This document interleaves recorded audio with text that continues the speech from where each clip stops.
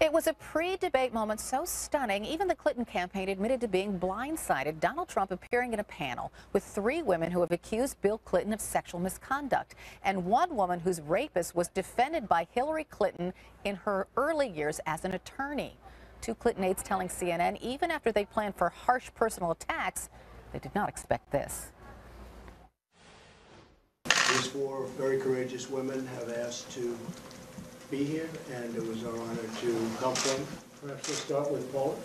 Well, I'm here to support Mr. Trump because he's going to make America great again, and I think everybody else should vote for him. And I think they should all look at the fact that he is a good person. He's not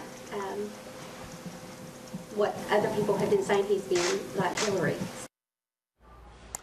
Joining us now to talk about this is Sally Kohn, CNN political commentator, Hillary Clinton supporter and columnist for the Daily Beast, and Betsy McCaughey, a former lieutenant governor of New York, Donald Trump supporter, and senior fellow at the London Center for Policy Research. Welcome to both of you. Thank you. Thank you, Carol. Okay, so Betsy, do you think that Trump's strategy won over the women that he needed, those suburban Republican educated women? I do. I think that creating this separate little event before the debate kept the issue of the treatment of women off center stage, because what the polls show, the Gallup poll, the Pew poll, is that women, like men, consider the top 2 issues to be our stagnant economy and the increasing threat of terrorism.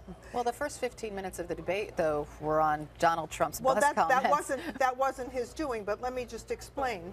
It was his doing. He said them. No, let me just explain, please, that he was answering a question.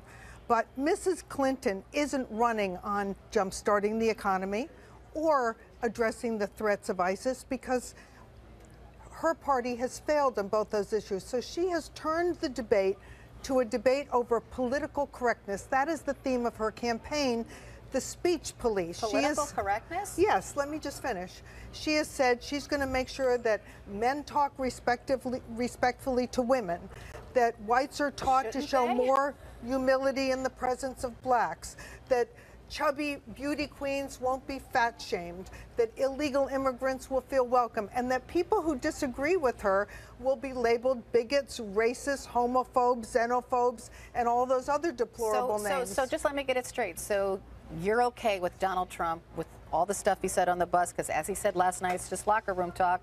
Let me point out, I'm going to forcibly he addressed grope that anyone. issue. It is locker room banter. But it's okay, because it's not politically correct. Excuse me.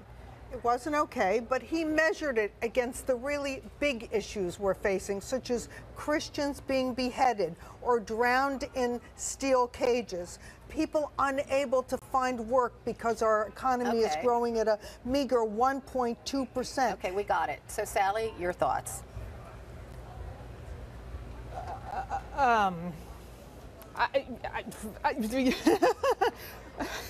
You know, I find myself a little speechless at the moment, Betsy, and that's not a common phenomenon. Look, Hillary Clinton has a plan for the economy and for creating, not only creating jobs, but creating jobs with good wages. She has a plan for defeating ISIS. Notably, and this stuns me, I don't know how we've gotten to this point as a country, Donald Trump repeatedly was asked very clear, very simple questions about his strategy for how he would replace Obamacare, how he would deal with ISIS, how he would address tax issues, and he did not answer the questions. He just, hang on, I let you talk. Yep. He just kind of vomited a word salad all over the place. Now, that being said, I'm sorry, Hillary Clinton, this is like this is like saying that Donald Trump trying to blame Hillary Clinton for bringing up the birther issue. That is preposterous, it is untrue, and it is the definition of Orwellian.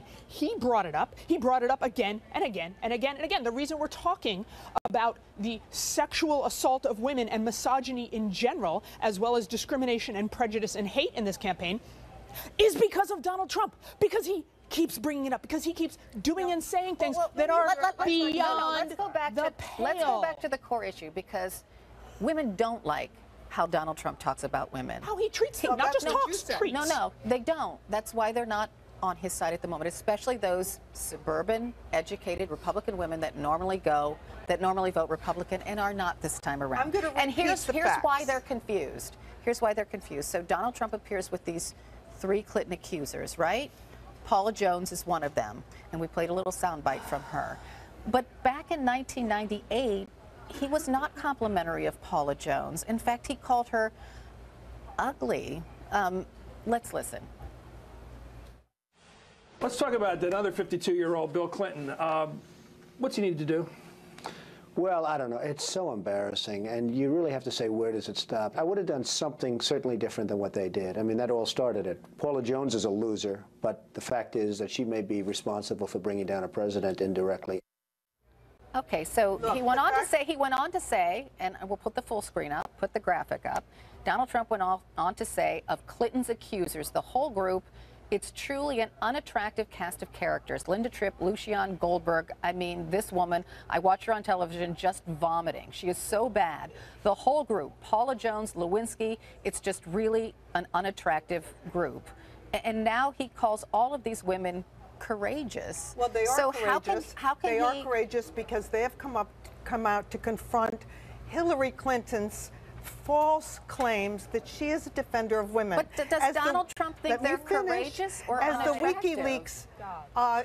As the WikiLeaks information showed on Friday, Hillary Clinton has 2 personas, the public persona and the private persona. Those are her own words, and she is a defender of women only when it serves her politically. But Donald Trump's message to America, first of all, let me just start by clarifying, because it just doesn't seem to be clear to Betsy or to the media, that Bill Clinton is not running for president. Just let's get that clear for starters. And second, Donald Trump's message, his marketing pitch to the American people seems to be, don't vote for the candidate whose husband hurts women. Instead, vote for me, Donald Trump, because I hurt women. That's not it. What the heck is happening here? All of Mrs. Clinton's paid ads are political correctness ads, pointing fingers at people she doesn't like the way they talk. Whereas her ads are his own words. She is quoting his own words, and he says they're nasty because his words are nasty. I'm sorry, but when does this stop? Going to elect the next president to be the speech police. They want a president who will jumpstart the economy. Americans are earning less now than they did in 2007. It's not an issue of how people talk. We want a president who will get the job done. I would agree with you, except it is running on a failed women record. Object to the way he talks about women. Let me point out, as I did at the beginning of this panel, just a moment, dear. Let me point out, as I did at the beginning of this panel, that the number 1 and 2 issues for women, as well as for men, are the economy and terrorism. And Mrs. Clinton has a failed record. She represents the status quo, not change. Okay, so Sally, then why is Donald Trump losing 15 points among women? First of all, Donald Trump, it's not just Donald Trump's words. He bragged about forcing himself on women. He bragged about sexual assault. And by the way, if we want to talk about accusers, there are women who have stepped forward repeatedly. There are active lawsuits to back up those claims, not just words. Let's stop trivializing. Let's just stop trivializing it as words. We're talking about his actions, and his actions aren't just offensive, they're criminal. No. They're words criminal. Spoken on this bus were locker room banter. I don't find it attractive. I'm the mother of 3 daughters and 2 granddaughters. But the fact is, Donald Trump apologized and then moved would the father on to of your issues. children talk that way in the locker room? I think many men talk that way. Not a single one I know. I have no idea. Really? But You don't know who you married? Well, I haven't been married to him in many years. So the fact is, let me point out that this election should not be about the speech police and political correctness. Then he should stop saying offensive things. Well, then stop right now. Stop insulting Mexicans and stop insulting Muslims and stop insulting women and stop insulting black people. And Hillary Clinton should stop insulting all the Americans she calls deplorables and unredeemables. So let's equate her one statement for which she apologized with the It's not one statement. Take a look at her paid ads. They're all an insult to Americans. She tells Americans that they're systemically Sally racist. Kohn, Betsy McCaughey, thanks so much. I do appreciate the conversation this morning.